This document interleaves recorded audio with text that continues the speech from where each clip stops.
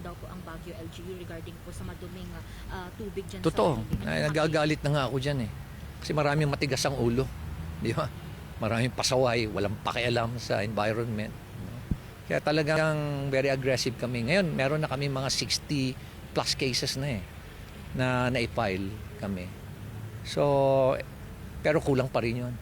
Gusto namin na talagang agresibo kami ngayon. Lalo-lalo na doon sa mga improper disposal ng kanilang mga or indiscriminate disposal ng kanilang solid waste. At the same time, yung solid waste, especially yung wastewater, talagang hindi namin sila tatantanan dito kasi wala na eh. Wala nang disiplina.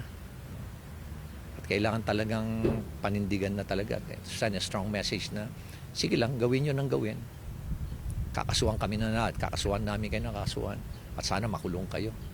Sa sinisira nyo yung ating environment, wala kayong pakialam sa future ng Baguio at sa future ng next na henerasyon.